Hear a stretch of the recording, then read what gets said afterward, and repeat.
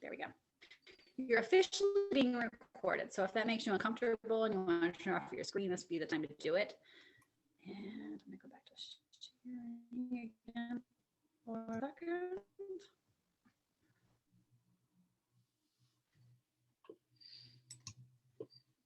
Now, today, Pete has a really interesting company.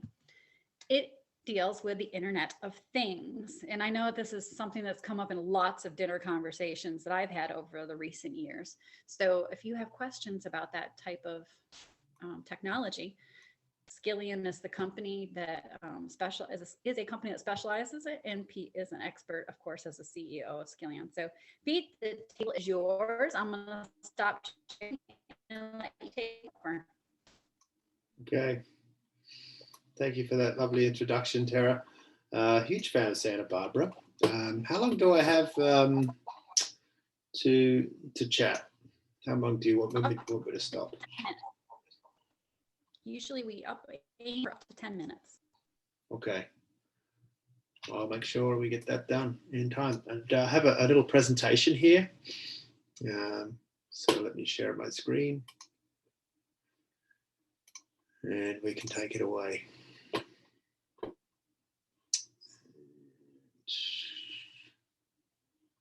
need to click this little button here so you get the full screen. Put this over here. There we go. Give me a thumbs up if you can see that, hear me okay. Thank you. Yeah, so well, a little bit about me. Passionate about all things associated with moving people. Was an airline pilot, been into bikes for 15, 20 years, you name it, anything associated with people moving. So there's a big movement, pardon the pun, with e-mobility and micro-mobility. So we've got bikes and scooters taking off. We've got electric vehicles.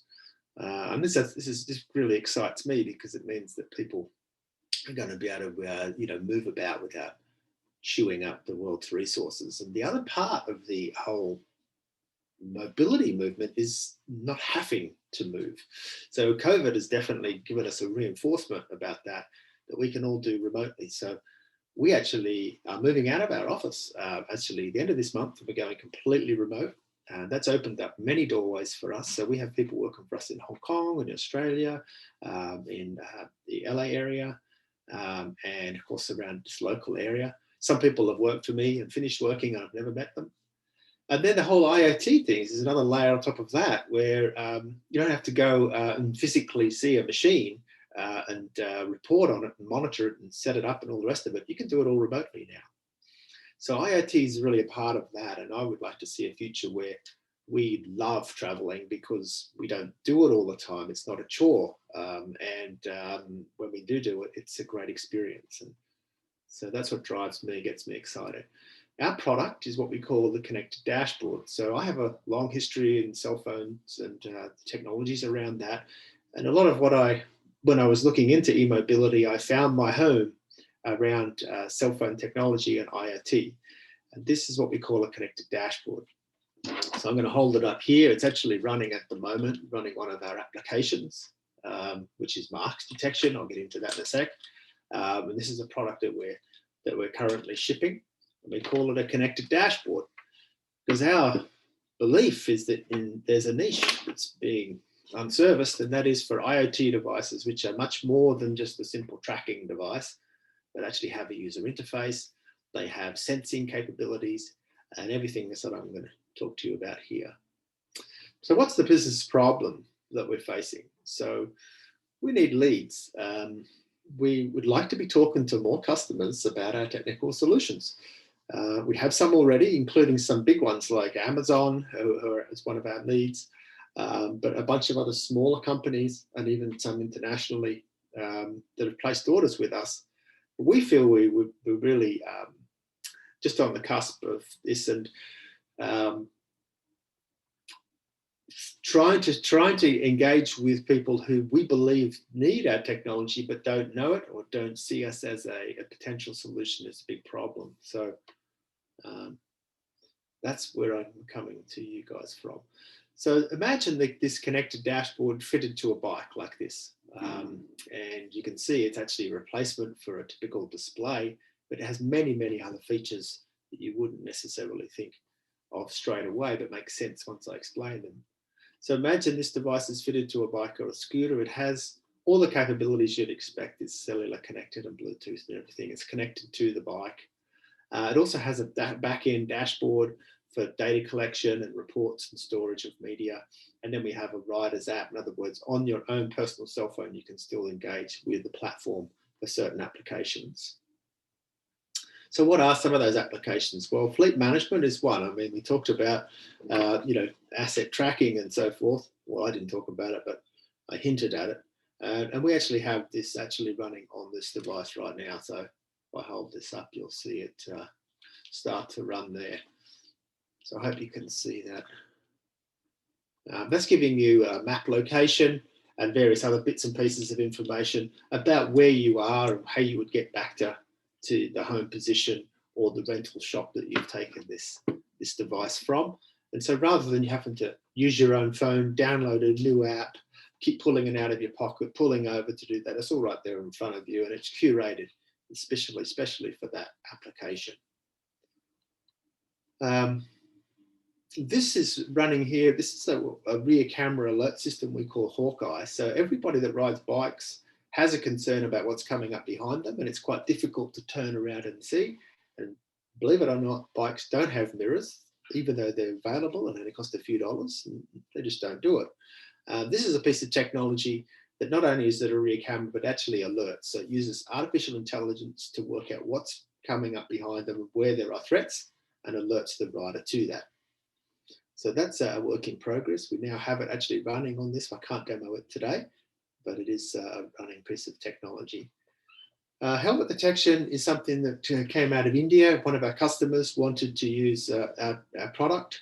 So again, I can sort of demonstrate that. But,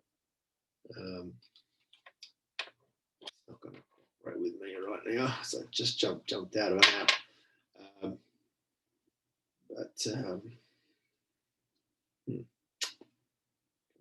Behave yourself. So back to my dashboard there, I select the helmet detection application. And that's using AI again, taking a picture of you every 15 seconds, processing that to determine whether you're wearing a helmet or not. And in India, they wanted to see that because a lot of people were not wearing helmets, and the bill was going back to the fleet manager. So he definitely wants to get that in place. So that's doing helmet detection there. Of course, no one's wearing a helmet in front of me, so it's hard to demo in this forum. But so several months ago, we realized that COVID was here to stay, and we decided to make a small pivot and take the same product and do something with it that we could try to help solve some of the problems that we had. And one of the problems that we saw was that people weren't all wearing masks as they went into the grocery stores, and sometimes there was conflict. So between staff and the customers, we felt that there was a need for a product that would do mask detection at the point of entry of the store, at the cash register, or various other places. So we actually built that. And again, I could demonstrate that here again. That's probably not much point. And then we built on top of that messaging. We can do custom accounting, alerting. So if there's something that everybody they want to know, and send to everybody in the store, or even advertising on this device. So imagine it sitting next to the register. And so that there's no conflict between the staff member and the person that's not wearing a mask. This is a device that just prompts people to pop their mask on. And then we're working with a company called Skillion, which is based out in Silicon Valley. We have a good relationship with them to develop a low-cost elevator temperature sensing, elevated skin temperature testing using infrared. So that'll be, I'll skip that video. We can come back to that if you want to have a look at it later on, because I know we're short of time. Okay, so I guess the question is, why us against the other competition? Well, ours is actually very, very compact and very mobile. So certain applications having it small, and it can also be fitted to the cellular network. It gives a great user experience because we have a user interface on it. It's not just a camera looking at you or from a remote position. So it gives you an opportunity to interact with customers. And we also have a good secure data layer using Amazon's tools and 256K encryption. Although it could be run on your own Wi-Fi, there's no way someone can really hack you into that. So how does it work? Well, that's kind of an exploded view of what this thing is, and some electronics and mechanics, and there's a back-end system. This could be how it manifests itself into a building entry, say next to the hand sanitizer, does the mask detection at the same time. One of the key applications we think this will really work well is in buses, going onto buses and coaches, because people are coming in through a particular location, they're getting their ticket done, they can have their masks detected, we can do counting, advertising, messaging, and also elevated skin temperature testing. And I think people would feel more safe if we're getting on buses and coaches where a system like this was installed, and it can actually register in statistical form, real data as to how many people are coming on board wearing masks. Another key one is airports, and we're aiming to run a trial at San Diego Airport with this technology. We're working through with them to do that, and lots of others. So that's sort of where I am with on the customer side of things, where we're looking for customers. So where we are on the product side of things, where we are on the customer side of things is we're looking for customers that are willing. And I suppose I should clarify the type of customers that's ideal. Someone that recognizes that there's a problem there, is willing to explore what this solution can bring, and is willing to, I guess, pay for the integration and the rollout of this. And I think there's many companies out there. The difficulty we have is getting their attention. We did actually make the news here twice over the last couple of weeks with our mask detection technology. And I thought, yes, the phone's going to start ringing. It has yet to do that.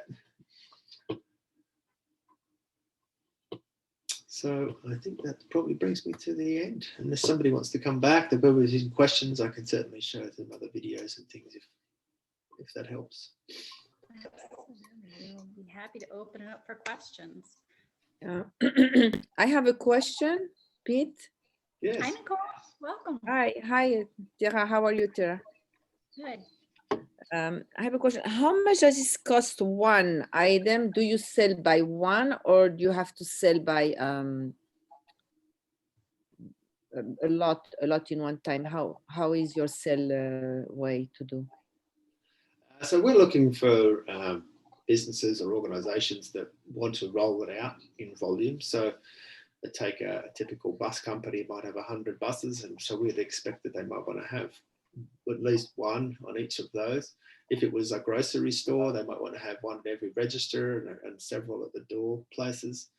So I think, we're looking for volumes, and really we want to integrate this into their system. So we have a complete back end which can API into their existing systems. It's not going to stand alone and not be integrated. So if they've got some other management system that they want to run, we integrate with that. On the pricing side, we can get down as low as about $250 US, or for something like some of the applications, it's up close to $1,000. It does depend on the specification of what the demands are of the environment that we're putting it into. Okay, thank you. So I was thinking, can we use as individual, or we have to use it as a company or big companies? Well, it's very challenging to sell to consumers. They want it come out of the box, and they want to just bolt it on, and they want everything just to work. And they want it for extremely low price, and it's got to have a high cool factor. And I think it would be a difficult fit. We do have plans for the rear camera for next year to be a product, but we have to do a significant amount of development to get there. We need this thing to be a little smaller, and we have to finish off the rear camera development. And now I think we are in a good place to go to the consumer. Yeah. But I think right now it's B2B. Oh, No, can I, yeah, a question? Oh, Yeah, thank you. Thank you, Pete. Thank you. question. So I'm super impressed about the idea of like maybe a third entity, like deciding if, noticing if there's a mask present or not. In other words, you were talking about conflict and stuff like that, but which is great if you can sort of separate the store employee from having to be the enforcer. But I'm just curious, how does your product work in that scenario? Doesn't somebody still have to say, excuse me, sir, the app detected that you're not wearing a mask? Or have you solved that enforcement part? So we're going with the philosophy that it isn't the fact that we have a key to our building that stops somebody breaking in.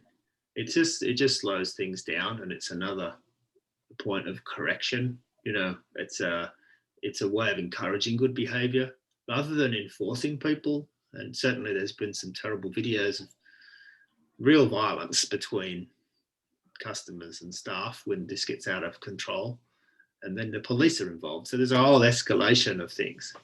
But I think just the suggestion that you're being checked, and that you're being in some ways rewarded with a little dopamine hit, and thank you for helping to solve this crisis, is often all that's needed. Yeah.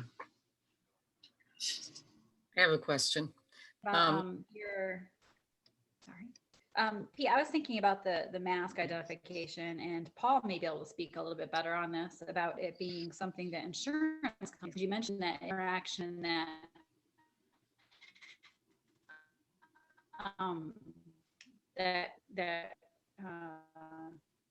conflict between a store employee and a customer, and I know that's happening. And it's something that maybe they cleared up, because like you said, it's saying it right beginning that this person showed up in the store without wearing a mask, and then they were approached, and that's how the conflict broke up. So it kind of clears up that. I know you're looking for leads. Do you reach out to insurance companies?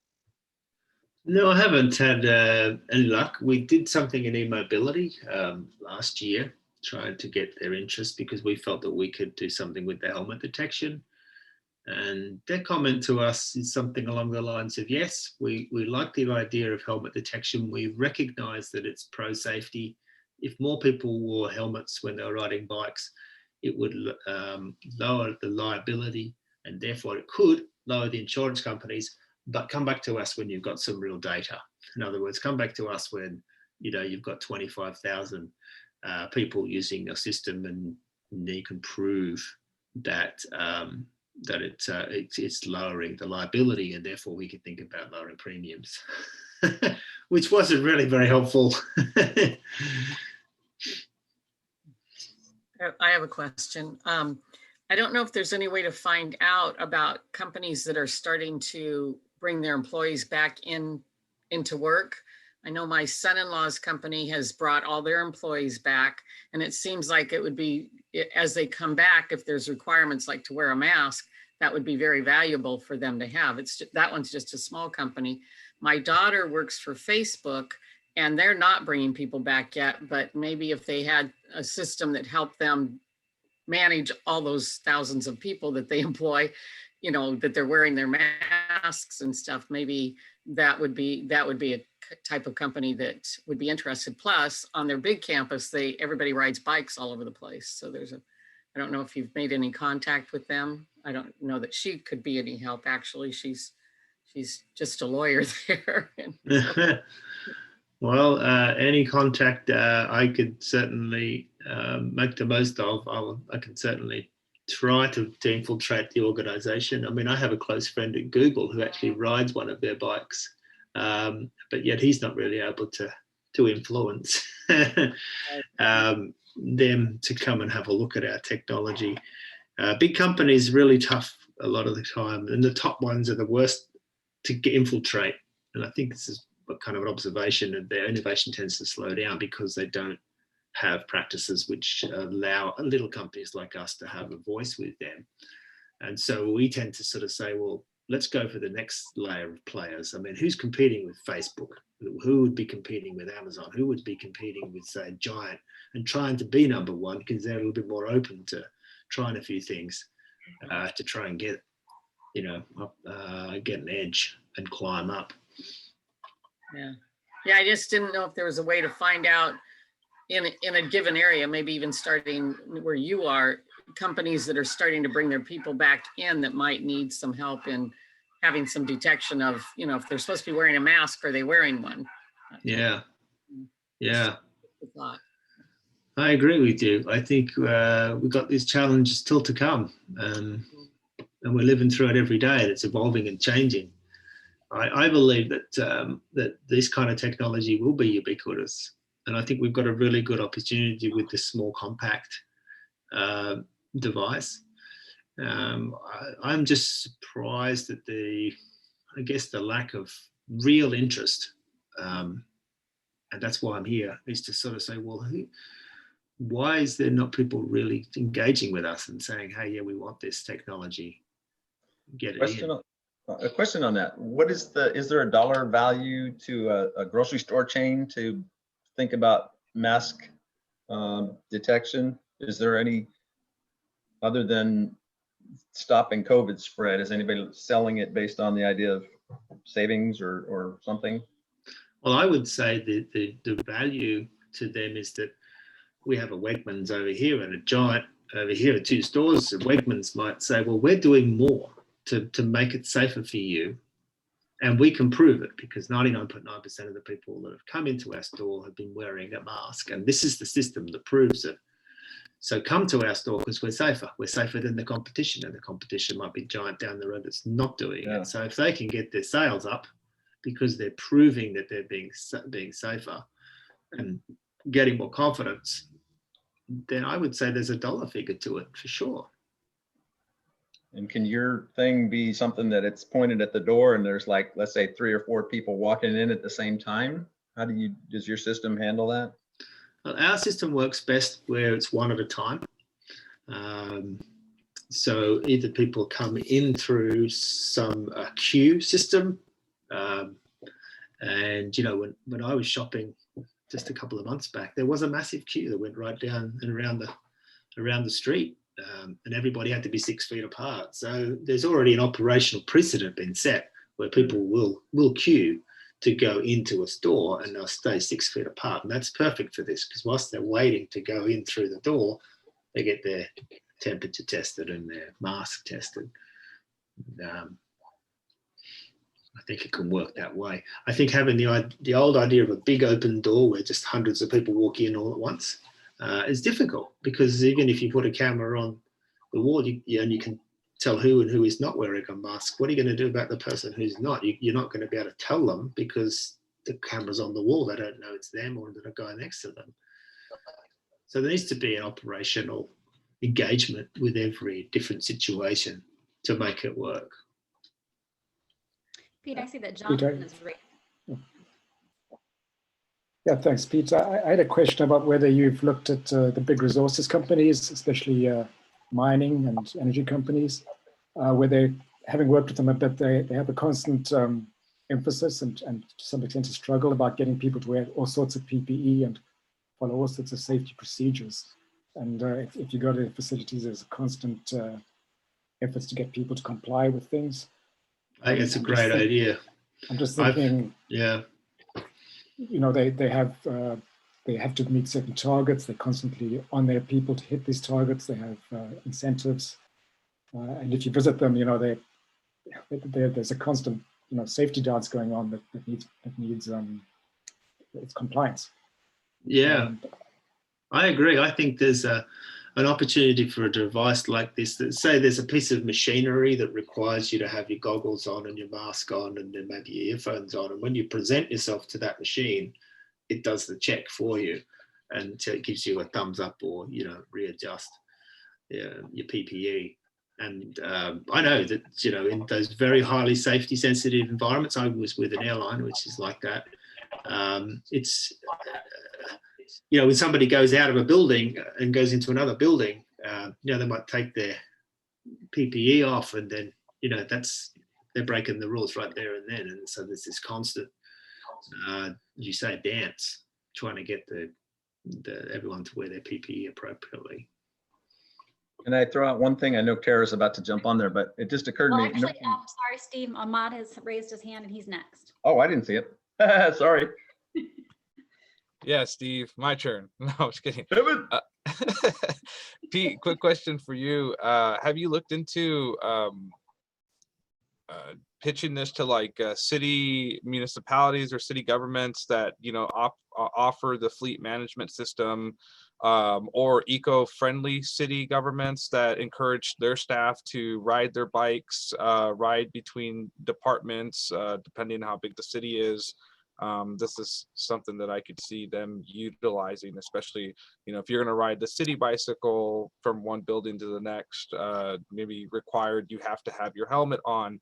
But I could also see the benefits to, you know, I guess the eyebrow raised when they see the camera feature on it, and maybe it's another incentive for them to like, okay, we can kind of track if they get like, does it record if someone hit them from behind? Were they able to capture that data? So yeah. Yeah, I think you're thinking the same way we are, and that is that I think on the one side you've got privacy stuff. So when we do helmet detection and mask detection, we don't actually record the data; it just gets deleted. In the case of the rear vision camera, you want to record on a continuous loop for about 30 minutes, and then if anything happens, it gets stored in a file, and it can be sent straight to the cloud. And so you got a whole history of it happening before and after the event. So cameras have this, what we say, this great capability of being an omnipresent eye. You know, even the just like the security guard that doesn't have a lunch break, they can do an enormous amount. And especially if we extend this into the infrared range, which we are with the FLIR, this is another complete new dimension of data collection. And that's what we're sort of, what's really in the core of what we do is using cameras and other technology to really bring in much more data about the asset, about the rider, the people around it, the environment. I think that's where we're trying to differentiate ourselves. All right. Thank you very much. And Steve, I know you had a quick question. If you can make it really quick. Oh yeah, just a quick thing that might be useful, Pete. I don't know. On the news today, the nursing homes are now finding that they're spread because people work at different nursing homes, and one nursing home has an employee connection to 7 different nursing homes now. So just FYI, that if you might be into, you know, jumping on news stories and stuff like that for marketing, but it has to do with like just the huge number of people that are struggling for jobs, maybe low-paid people that aren't paying attention. I don't know. Yeah. Big deal now. It is a big deal. Yeah. As they try to, I was talking to someone today about just home care and the people that go into the home care, and they did a swap. So a friend took the shift of this healthcare worker, which meant that she could swap it with anyone. And so they're putting a system in place to make sure that the person registers that they've attended, not with facial recognition, just with a little video recording actually on the device. Yeah. Kind of keeps everyone honest, doesn't it? Yeah. Just a Really. quick question, Pete. Is your product on the market yet or not yet? Your product? Yeah, we're now shipping what we call alpha samples, which are these. These are the devices. These are going out next week to our first customers. So yes, we are shipping in small sample volumes. Okay. Thank you. All right, everybody. So thank you so much, Pete. It was fascinating information. It's a new technology to me. So having a little more insight in how it works and the application of it is great. So thank you very much for visiting us today and telling us about Skillion. We hope you are able to come and join us again as a participant and share your experience and knowledge with future speakers. I like that. Thank you very much. Future speakers, the next speaker is it's a big question. So if you have somebody that you would like to come and chat with us, we would love to hear from them. Next week is open, and then we do have 2 meetings scheduled, 2 speakers scheduled in the weeks thereafter. But I would love to have somebody for next week too. So, you know, take a look around, see who you know who might be a business less than 5 years and would like to participate in our program, and let us know. Also, let your friends and family and connections know about the program. We would definitely love to have some more participants, because the more brains that we have in the bank, the more information that we're able to share with our entrepreneurs, and the more benefit that they will have from the experience. And the quote of the week is, if people are doubting how far you can go, go so far that you can't hear them anymore. And that was said by Michelle Ruiz. And I want to thank you all very much, as always, for participating in our program. And I look forward to seeing you next week. Thanks so much. Thank you for having me. Have a great day. Thanks, Thank you. everybody. Thank you, Pete.